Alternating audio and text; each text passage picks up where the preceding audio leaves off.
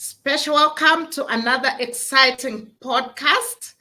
Today I am joined by Dr. Nik. Dr. Nik is a big brand on his own. He has done so much around branding countries, around getting involved with even branding sports. I've been to his LinkedIn.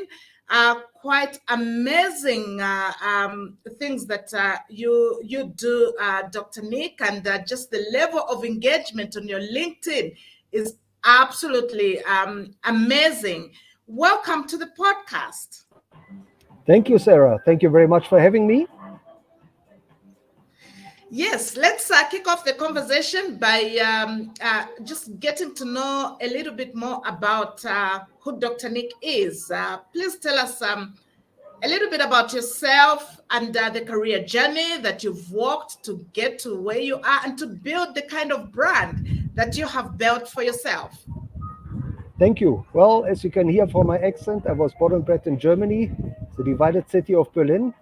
I am a brandologist by trade, so I studied and have been teaching and consulting on brand leadership ever since. I came out as a lecturer in 1994, University of KZN, and I had the good fortune of covering the FIFA World Cup 2006, when Germany hosted the World Cup and used it as a platform to rebrand the country, to rebrand the people very successfully. And subsequently, I was asked to get involved with the destination branding campaign for 2010, South Africa. So I was working for many years, 4 years, I was working with Brand South Africa, SA Tourism, to put together a brand ambassador program for everybody in hospitality to really make visitors feel welcome and convert visitors into brand advocates for the country, right? And I'm very pleased to say collectively we earned the highest branding score in the history of FIFA, and that's a 92% from the visitors. So 92% of visitors that came to South Africa did leave as brand advocates and did recommend actually Destination SA back home to their friends and family. When 2010 was over, I then migrated to Planet LinkedIn because at that time LinkedIn had already become a very potent marketing and branding platform. And ever since, I've been coaching clients on how to use LinkedIn to grow your brand and grow your business. Beautiful, beautiful. You've done amazing work. And so it's actually very interesting to hear you speak about how you created a brand that the people that visited the country could actually go and, sort of talk about their experiences or become your brand ambassadors. How do you do that? How do you get your clients to be your brand ambassadors? Well, with regards to 2010 and the World Cup, we did that by using cultural intelligence. So we produced booklets for, at that time, we had about 500,000 people employed in hospitality, right? And it was all about understanding the culture from the visitors. So how to speak, how to greet them in their own language, right? So, for example, a visitor from Cote d'Ivoire, how to greet them in their language, and how to understand their culture, their traditions, what they are proud about, and really how to start a conversation based on where they're coming from, right? So cultural intelligence was what we did. Each country had a chapter about the country, obviously about the soccer team, about the tradition, the heritage, and so on, and the language. So we really enabled people in hospitality to make friends with the visitors, and that was visitors from 31 countries. So to bring this into business, how do you? Because in 2010 we called it get to know your visitor. So how do you know your customer, right? How do you know your customer in terms of their culture, in terms of their language? And when I say language, it doesn't, I mean, obviously their terminology they use. Each industry has got a certain terminology. So you need to understand their language, you need to understand their culture. Obviously, you need to understand where they're coming from, you need to understand their problems, very, very important. And you need to understand where they want to go to. What are their hopes and aspirations? Beautiful, beautiful, and beautifully broken down.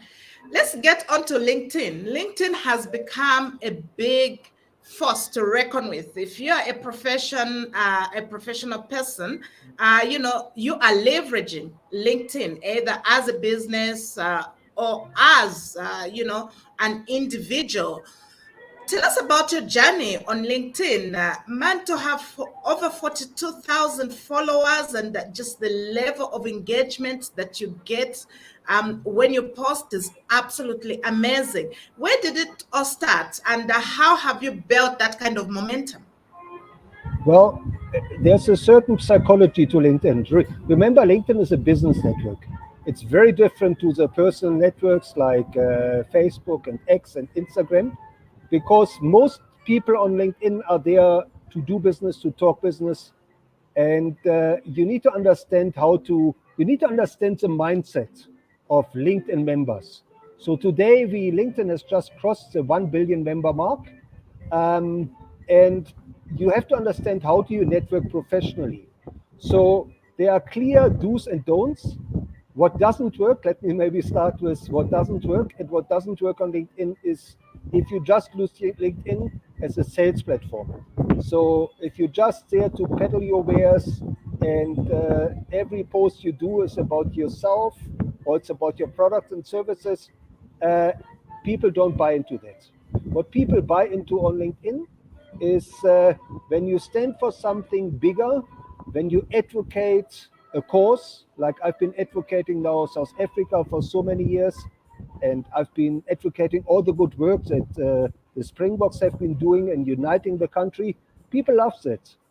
If you do that authentically, if you do it genuinely, and it's almost, I call it movement marketing in a sense, although it's not even marketing, but in a way you're building a movement around a common cause, right? And people feel attracted to it. I think that's how you need to look at LinkedIn. It's all about relationship building.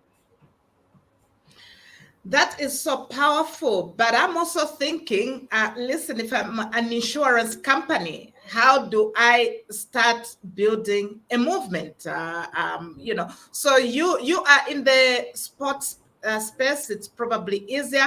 But I'm thinking about other businesses. We are a bank, or we are insurance. So we do everything else other than the entertainment. How do we build the cause outside our business, or should the cause be related to the business that you're in?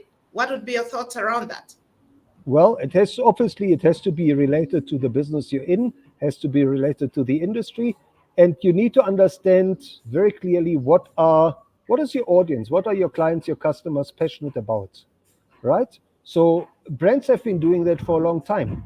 So, for example, Dove did a campaign, very successful campaign about real beauty, where they portrayed real women showing off their real beauty in a very authentic way.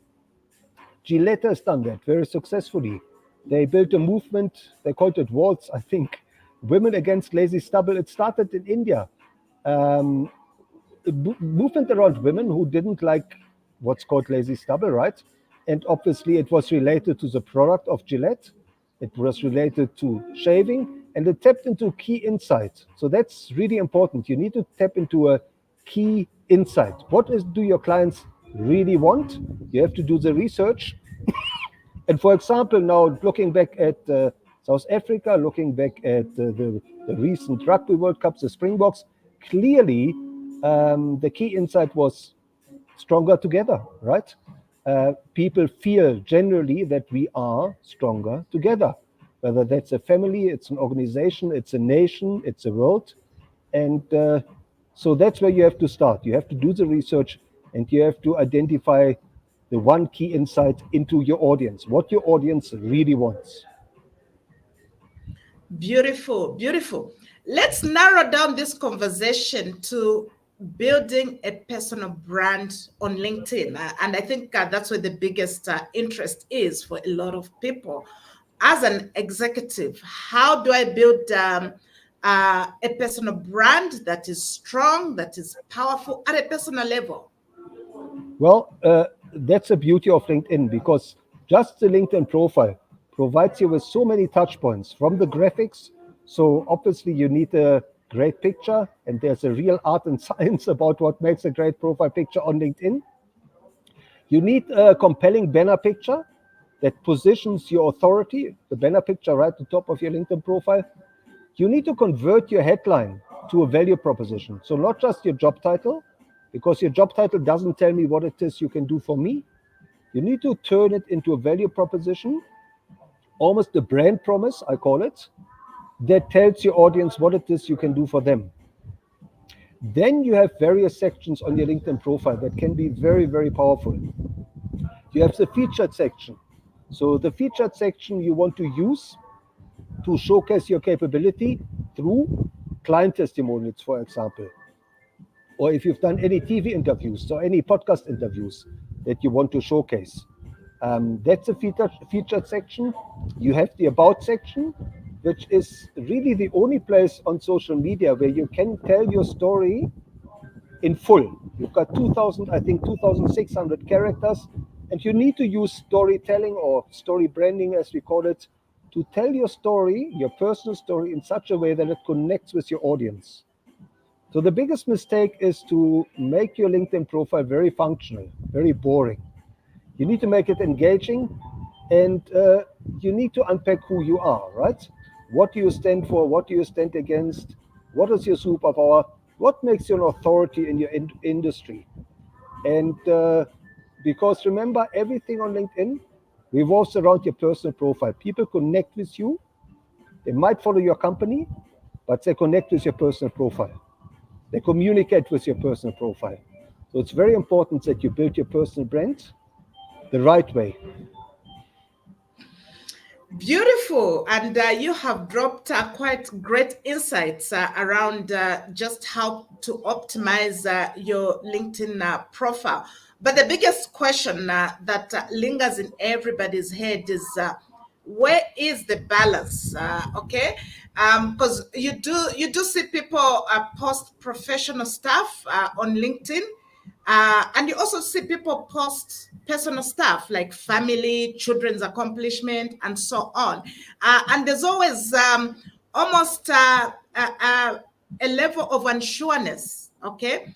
To what extent? You see, with Facebook, people go all out and, they get personal and they post personal stuff.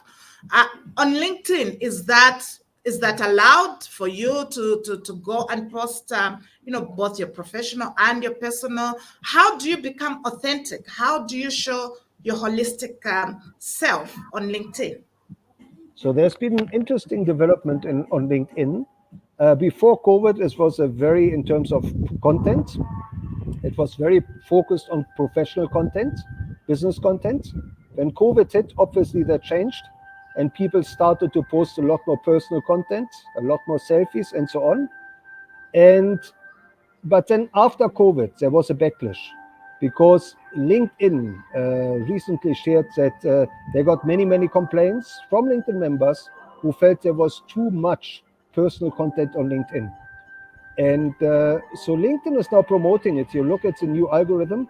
LinkedIn is demoting personal content, is promoting professional content that's relevant, and they call it relevant and productive to other members of the network.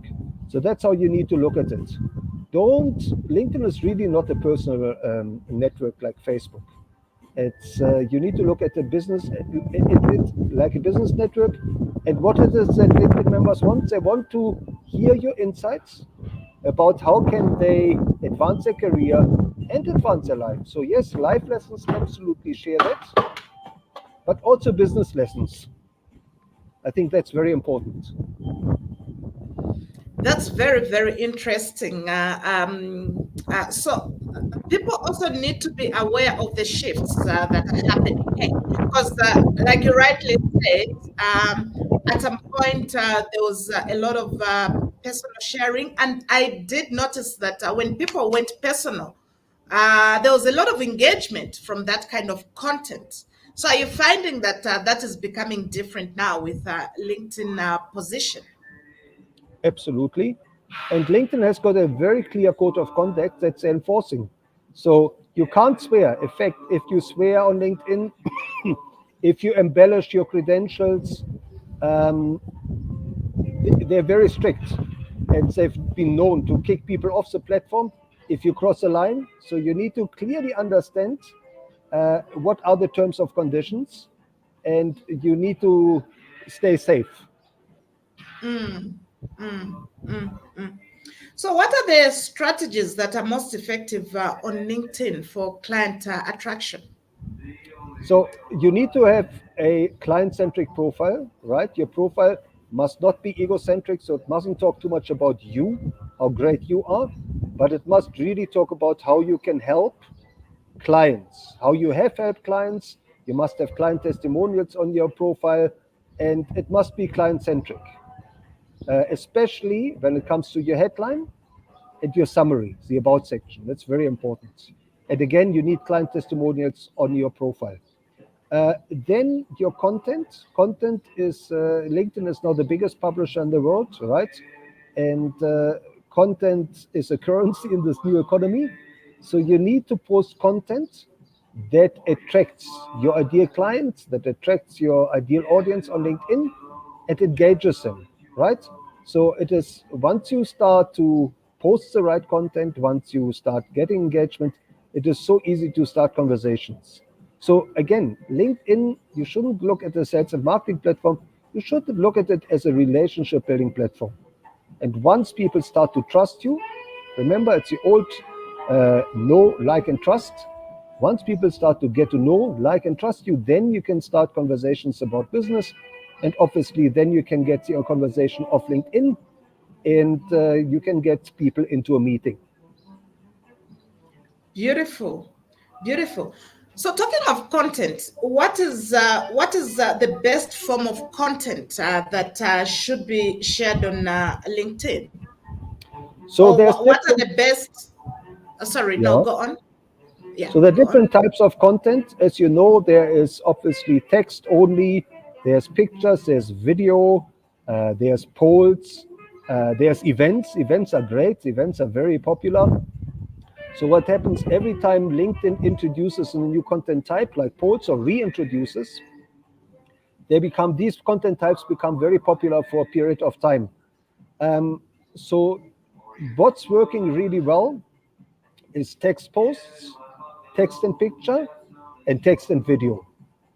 And then definitely events. If you are in a position to host your own event, a webinar, the LinkedIn event page is very, very effective because you can promote your event on LinkedIn on the event page, and you can register uh, LinkedIn members on. You can invite, right, and they register on your LinkedIn event page.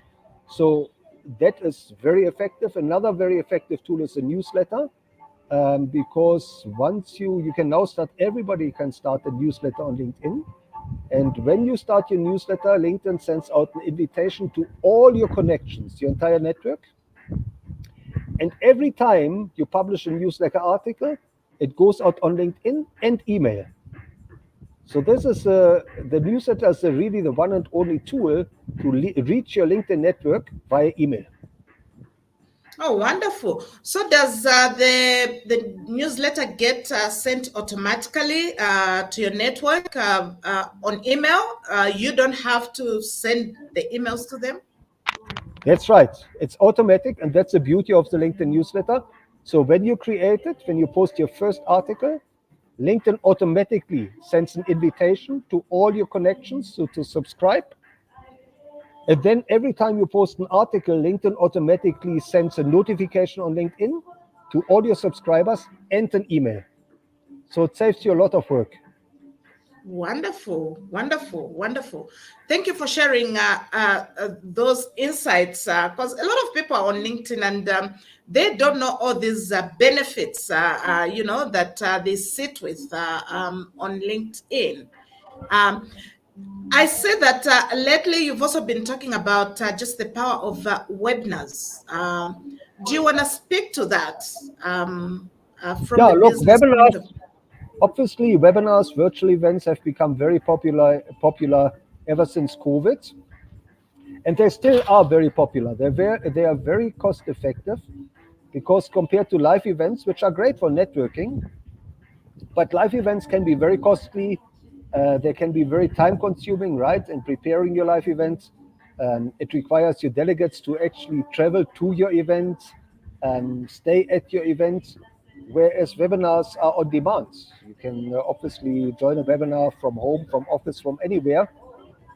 So there's a much lower cost barrier to webinars, and you have a much wider reach because you can reach anybody anywhere in the world as long as they have internet connection. Um, so webinars are a very effective tool.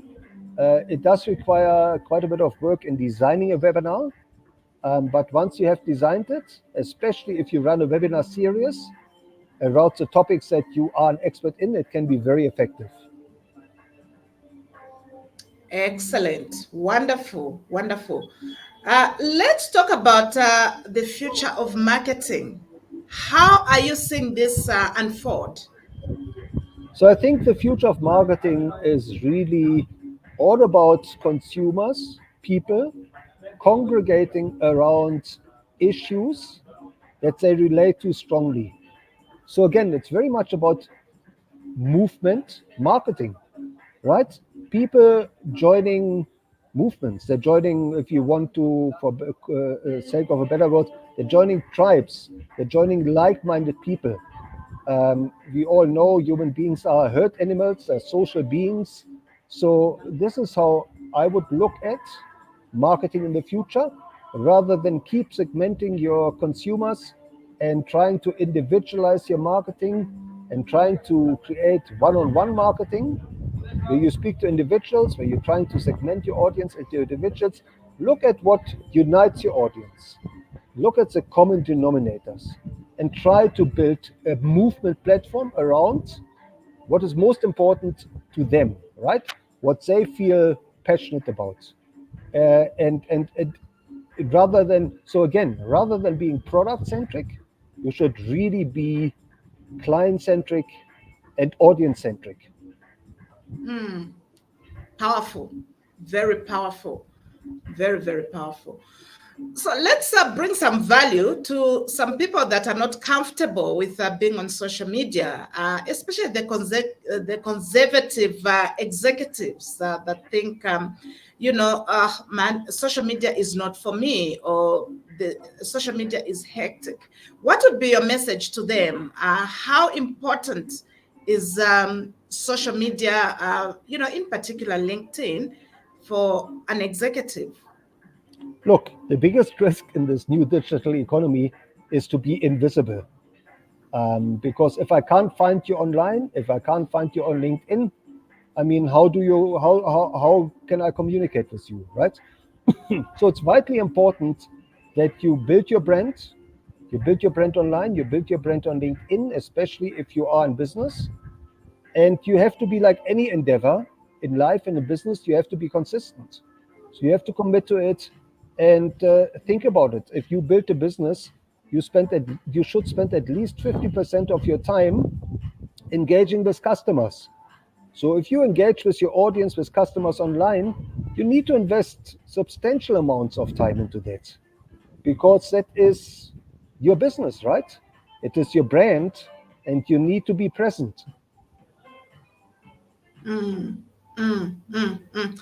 Uh, and what you're bringing to the conversation is very important. The aspect of being able to engage with customers, but then that is also seen as sort of time wasting because you're spending time online.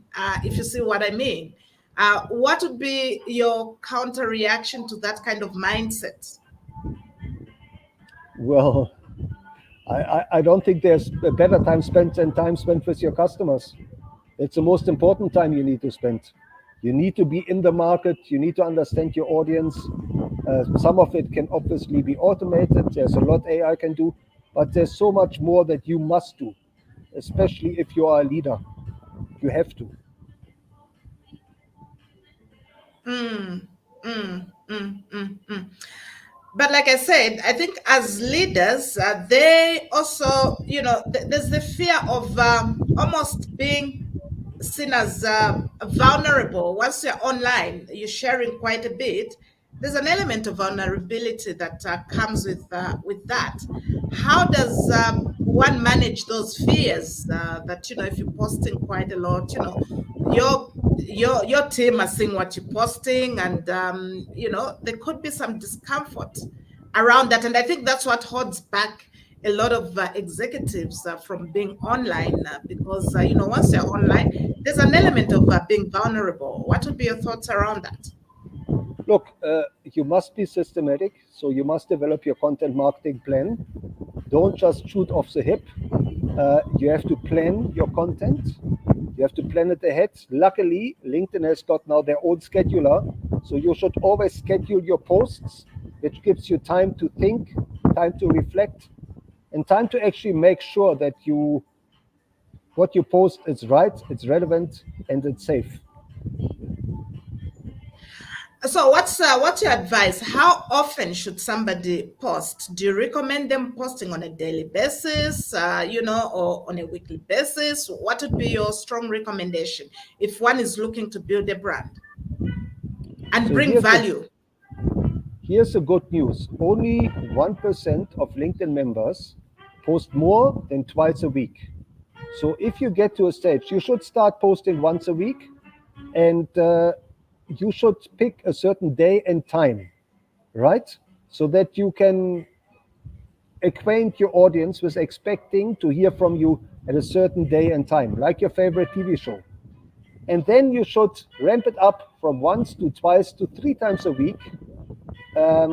Because then, if you post three times a week and it is relevant content, it's engaging, you will be in the top 1% of LinkedIn members. Wonderful, wonderful. The big question is, can somebody post too much on LinkedIn? Definitely, definitely. You don't want to overpost. So I would not post more than once, in certain cases, maybe twice a day, but don't overpost. It might come across as desperate. Okay, so what does overposting look like? So again, I wouldn't post more than once a day. Okay. That's a rule I would stick to. Wonderful. Let's look at the psychology of posting content. I went to your page and I can see there's content that does so well. Sometimes you've got over 1,000 people engaging with content, liking it, and so on. And then you've got some of the content that is like 4 people or 6 people engaging. How do you regulate just that emotion of the times when people have liked the content, and the times that people have kind of not liked the content because they haven't engaged? How do Well, you deal with that psychology? there's no guarantee in terms of content marketing. You can't predict because, yes, you can obviously understand what your audience wants. But the way that the LinkedIn algorithm works is that when you post, only a fraction of your network sees the post, right? Less than 10%. And because LinkedIn doesn't want to spam the network. So you don't know who gets to see your post. You don't know whether the people, the less than 10% of your audience that see the post, find it relevant, whether they are on LinkedIn at the time. So there are no hard and fast rules to getting many views. You just have to be consistent, and you have to be congruent in your content. Mm, mm, mm, mm.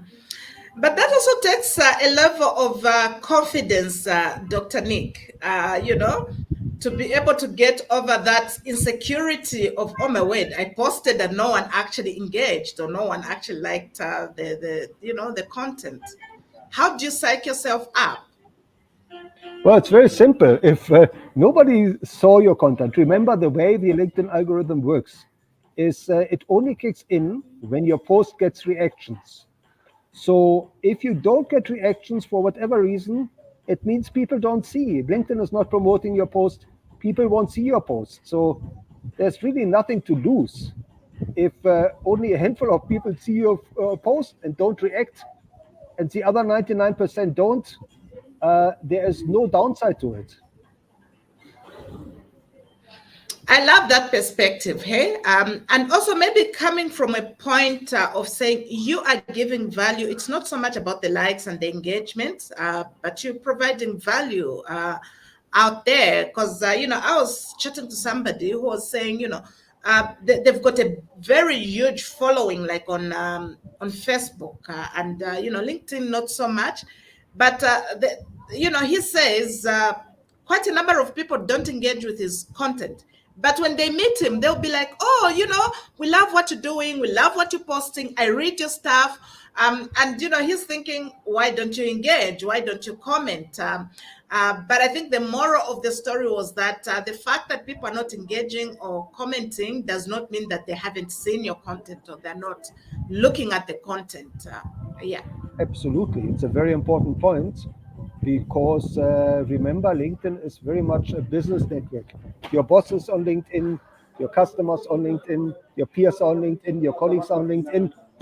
And people are obviously cautious, even about liking content, because they think maybe my boss doesn't like this, or maybe my customer, my colleague doesn't like it. So yes, many people see your content, but many fewer people actually engage. That's true. Beautiful, beautiful.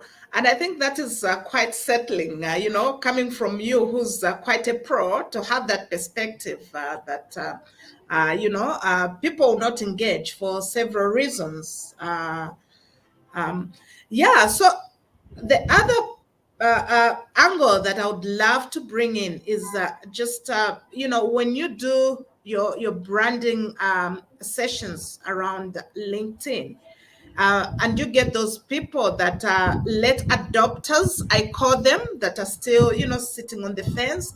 They want to, but, they're kind of scared. What would be your advice? Where do they start to put themselves out there? How do they You start? you must start with building your profile. So your profile is literally your key to success on LinkedIn because the first thing that people see, and you don't want it to be the last thing people see. So you have to optimize your picture. There's actually three elements of your profile that any whatever you do on LinkedIn, people will see your picture, right? So you must make sure your picture is optimized. People will see your name. There's not much you can do about your name. And people will see your headline. So your headline cannot just be your title. It has to be a brand promise. It has to be a value proposition. Work on these three elements and you will see a big difference. Beautiful, beautiful. Dr. Nick, I'm a teacher by profession and I like to break things down for people. Let's talk about value proposition. What do you mean when you say your LinkedIn should be showing value proposition? What does it look like, to Oh, have a profile that is showing value proposition? okay. Good question because I've been one of the first people back in 2011 who has been teaching the value proposition. And there's really three ways. The first one is a brand promise, and I'm sure you've seen it many times, where basically you say, I help or I empower, I enable. You call out your target audience, so I help business leaders. Two, then you specify the benefit. I help business leaders to grow their business through, and then you define your unique methodology. So, for example, I have business leaders to grow the business through the through reciprocation marketing, through movement marketing, through the movement marketing blueprint, if you have one. So the three key elements are: call out your audience, so I know that you're talking to me; define the special benefits, so I know how you can help me; and to stand out from the competition, you have to call out your unique methodology. Beautiful and very, very powerful. Let's talk about how you build community. What does that look like in a practical sense? Do you sit there and send invitation to people, or do you just sit and wait for people to follow you? How does that aspect work in a practical sense? So you need to be proactive. You need to start, once your profile is ready, you need to start inviting people on LinkedIn. Very important. Look at second degree. Remember, first degree you're connected to already. Second degree are people that have a commonality with you on LinkedIn. Third degree are too far. LinkedIn doesn't like you to connect with third degree. So focus on the people who are second degree in your network. Start inviting them and make sure your profile is client centric. And make sure when you reach out to invite them that you drop them a note rather than the default, I would like to connect on LinkedIn, which is very impersonal. Try to make it a personal note. Beautiful. That is so practical. Let's talk about what second degree connection looks like. So, if I am connected with you on first degree, does second degree then mean the people that are connected to you will be my second degree? That's right. That's right. Yeah. Wonderful.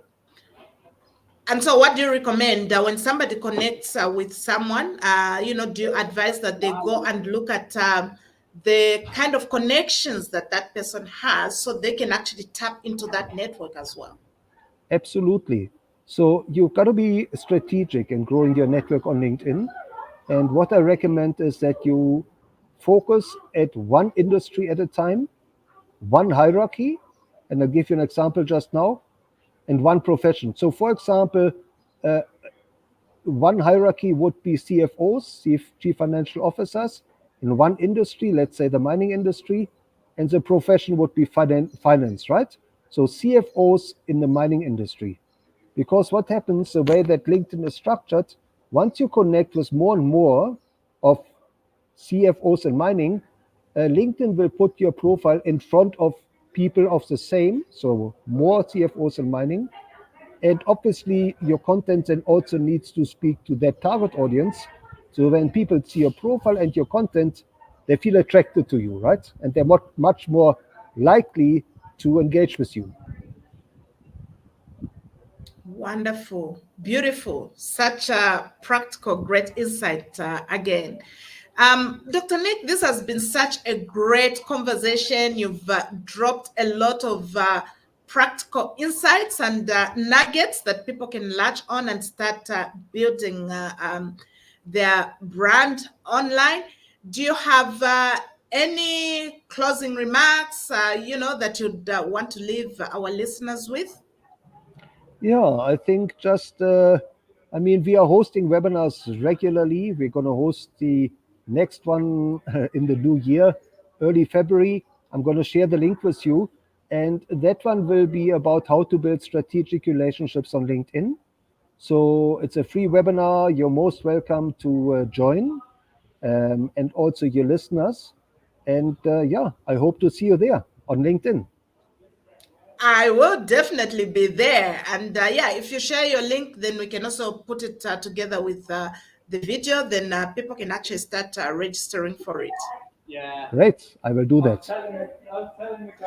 It's been such a pleasure engaging with you, and I have learned quite a lot from your wealth of knowledge around LinkedIn. And yeah, I look forward to more engagement with you. Thank you. Thank you very much, Sarah, for having me. And look forward to seeing you on LinkedIn. Pleasure, pleasure. Enjoy the rest of your day. Thank you. You too.